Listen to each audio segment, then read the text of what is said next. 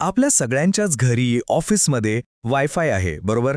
पण कधी विचार केला आहे का की त्या राउटरच्या पलीकडे काय आहे? खरं तर आपल्या भिंतींच्या आत एक अदृश्य जाळं आहे, केबल्स आणि वायर्सचं, जे आपलं संपूर्ण डिजिटल जग चालवतं. आजच्या या विश्लेषणात आपण ह्याच भौतिक पायाभरणीवर म्हणजे ह्या तारांच्या जगावर एक नजर टाकणार आहोत. चला डोकावून पाहूया आतमध्ये काय आहे ते. आपण रोजच ती निळी किंवा पिवळ्या रंगाची केबल आपल्या लॅपटॉपला किंवा राउटरला जोडतो. पण त्या प्लास्टिकच्या आवरणाच्या आत नक्की काय दडलंय? त्या बारीक-सारीक तारांमधून एवढा सगळा डेटा जातो तरी कसा? चला, आज याच प्रश्नांची उत्तरे शोधूया. तर आजचा आपला प्रवास हा 4 भागांमध्ये असणार आहे. सगळ्यात आधी आपण डेटाचे महामार्ग म्हणजे काय हे समजून घेऊ. त्यानंतर तांब्याच्या तारा आणि काचेचे धागे यांच्यातली स्पर्धा बघू. पुढे या केबल्सना जोडणारे ते लहान पण महत्त्वाचे भाग म्हणजेच कनेक्टर्स त्यांच्याबद्दल बोलू. आणि शेवटी आपण केबलच्या आत डोकावून पाहू की त्या रंगीबेरंगी तारांचा नेमका अर्थ काय असतो. आपण केलेला प्रत्येक क्लिक, प्रत्येक डाउनलोड, प्रत्येक व्हिडिओ स्ट्रीम हे सगळं म्हणजे डेटा. आणि हा डेटा ज्या रस्त्यांवरून प्रवास करतो ना, ते रस्ते म्हणजे आपल्या नेटवर्क केबल्स. हे जणू काही आपल्या डिजिटल माहितीच्या दुनियेचे हायवे आहेत. या नेटवर्किंगच्या जगात ना मुख्य 4 प्रकारचे खेळाडू आहेत. पहिला आहे UTP, जो आपल्या घरात सगळ्यात जास्त दिसतो. स्वस्त आणि वापरायला सोपा. पण आसपासच्या इलेक्ट्रॉनिक आवाजामुळे, ज्याला आपण इंटरफेरन्स म्हणतो, त्याचा सिग्नल थोडा कमजोर होऊ शकतो. मग येतो STP, त्याचाच मोठा भाऊ, ज्याच्यावर एक संरक्षक कवच असतं.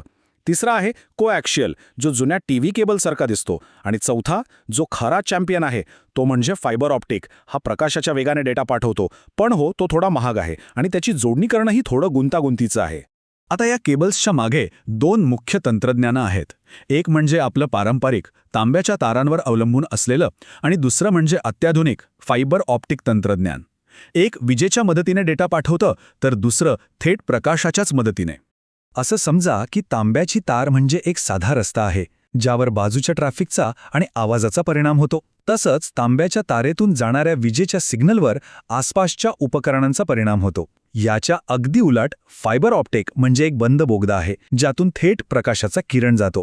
आता बाहेर कितीही गोंधळ असला तरी आतल्या सिग्नलला काहीही फरक पडत नाही आणि म्हणूनच तो किलोमीटरपर्यंत न दमता प्रवास करू शकतो.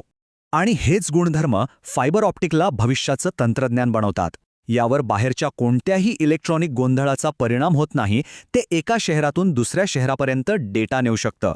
आणि त्याचा वेग तो आहे 100 गिगाबिट्स प्रति सेकंड. म्हणजे एक पूर्ण HD सिनेमा डोळ्याची पापणी लावण्याच्या आत डाउनलोड होऊ शकतो.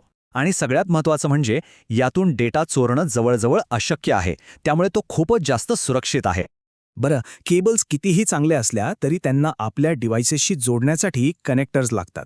आता आपण केबल्सवरून आपलं लक्ष या छोट्या पण अतिशय महत्त्वाच्या भागांवर केंद्रित करूया. हा बघा, हा आहे BNC कनेक्टर.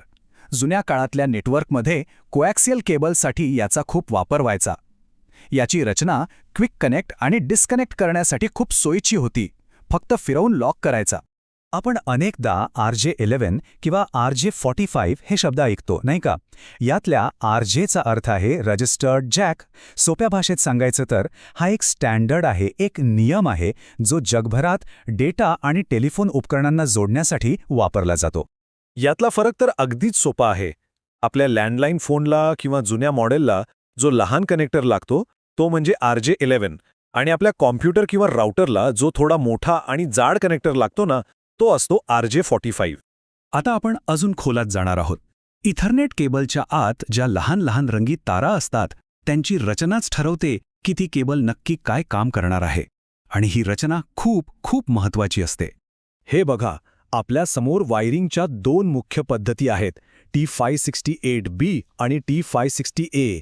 पहिल्यांदा बघितल्यावर वाटेल की यात काय फरक आहे, दोन्ही सारखेच तर दिसतात. पण जरा नीट बघा, फक्त केशरी आणि हिरव्या रंगाच्या तारांची जागा बदलली आहे. आणि गंमत म्हणजे एवढ्याशा बदलामुळे केबलचं संपूर्ण कामच बदलून जातं. कसं, तेच आपण पुढे पाहणार आहोत. या ताऱ्यांच्या रचनेवरूनच 2 प्रकारच्या केबल्स बनतात. पहिली स्ट्रेट थ्रू, ज्यात दोन्ही टोकं अगदी सारखीच जोडलेली असतात. ही केबल आपला कम्प्युटर, राउटर किंवा स्विचला जोडते, म्हणजे 2 वेगळ्या प्रकारच्या उपकरणांना. दुसरी आहे क्रॉसओव्हर. इथेच तो रंगांचा लहानसा बदल कामी येतो. यात एका टोकाची रचना दुसऱ्यापेक्षा वेगळी असते आणि याचा उपयोग दोन सारख्या उपकरणांना जसं की दोन कम्प्युटर्सना थेट एकमेकांशी बोलायला लावण्यासाठी होतो. हे चित्र सगळं काही अगदी स्पष्ट करत आहे. विचार करा की एका डिव्हाइसला बोलायचं आहे म्हणजे ट्रान्समिट करायचं आहे आणि दुसऱ्याला ऐकायचं आहे म्हणजे रिसीव्ह करायचं आहे. क्रॉसओव्हर केबल काय करते? ती एका बाजूच्या बोलणाऱ्या तारांना थेट दुसऱ्या बाजूच्या ऐकणाऱ्या तारांना जोडते आणि यामुळेच दोन कम्प्युटरमध्ये राउटर किंवा स्विच नसतानाही थेट एकमेकांशी गप्पा मारू शकतात. आपण वायफायपासून सुरुवात केली होती आणि आता सगळं जगच वायरलेस होत चालले.